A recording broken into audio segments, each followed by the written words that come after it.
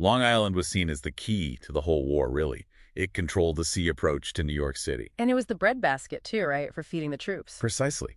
Which is why the British hit it so hard in August 76. We're talking a massive force, over 32,000 soldiers. 32,000, wow. Yeah, plus this huge naval fleet, ships of the line, frigates, transports, just overwhelming. And that led to the Battle of Long Island, a big defeat for the Americans initially. A really decisive defeat. Washington's army was cornered. His escape under that famous fog, well, people called it miraculous. But it meant leaving Long Island behind. Completely. Left to British occupation, martial law was imposed immediately. So overnight, life just flipped upside down. Totally. Think about it. At the peak, maybe 1 out of every 6 people on the island was a British or Hessian soldier. Your neighbors are suddenly enemy troops. That's hard to even imagine. So this deep dive, we really want to get into what that felt like. Living with the enemy day in, day out. Yeah, the daily grind, the hardships, but also the secret resistance, this spy war happening right under their noses. And the legacy it left, which is, well, complicated. Very. Let's start with quartering. That feels incredibly personal. Having soldiers billeted in your home. Right in your home. Like the Townsend family, their house actually became headquarters for the Queen's Rangers. So your private space is gone. Completely gone. And you see these complex interactions. Grace Barclay's diary, for example, she writes about Major Musgrave, Hessian soldiers. Sometimes there's even a strange kind of sympathy. It wasn't simple antagonism all the time. Still, a total invasion. Absolutely. And the impact went beyond just the homes.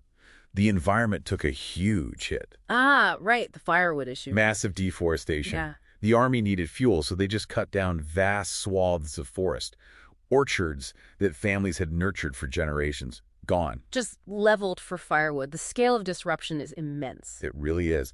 And then you have perhaps the darkest side of the occupation, the prison ships. The floating hells in Newark Harbor? Yeah.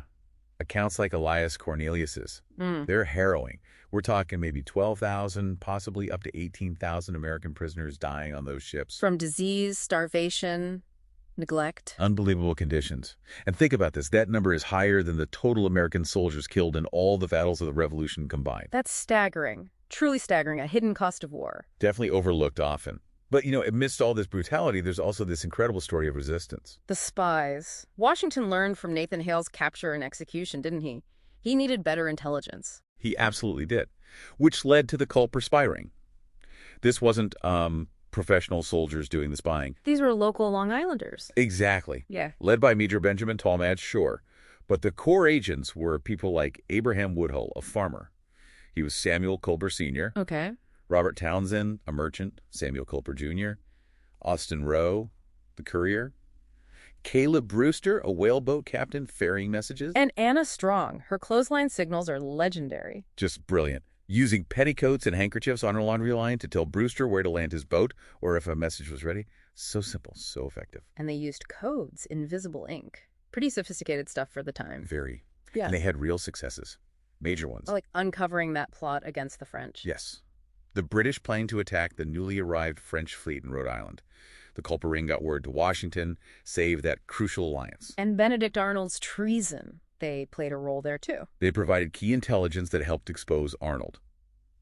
These ordinary people, using quiet, clever methods, really did impact the war's outcome. It's an amazing counterpoint to the visible brutality of the occupation.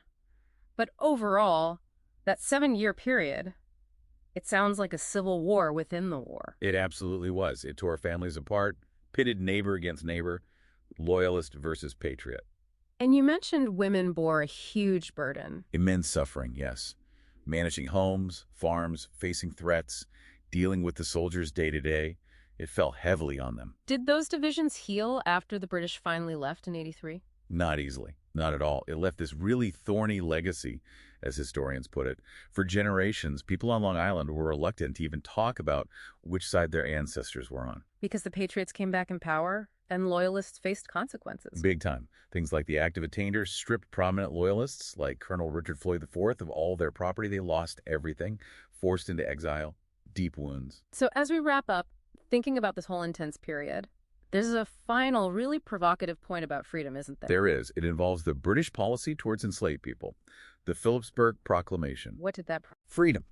It promised freedom to any enslaved person owned by a patriot who could make it to British lines. So occupied New York City becomes, An island of freedom, in a way, surrounded by slavery. Thousands fled to the British seeking that freedom. but then the war ends. The Treaty of Paris. And Article 7 of that treaty directly contradicts the British promise. The Americans demanded their property back. General Washington himself insisted on the return of these formerly enslaved people. Wow. So America's first diplomatic act is demanding people be re-enslaved? Essentially, yes. But the British commander, Sir Guy Carleton, refused. He actually defied Washington. He argued Britain had made a promise and had to honor it. And he created the Book of Negroes. Exactly. As a record, a kind of passport to freedom for over 3,000 black loyalists who were then evacuated, mostly to Nova Scotia. So think about that contrast. The departing empire honoring a promise of freedom, while the new republic, founded on liberty, demands people back into bondage. It forces you to confront the really complex, often contradictory meaning of freedom right at the nation's founding. What did it truly mean, and for whom?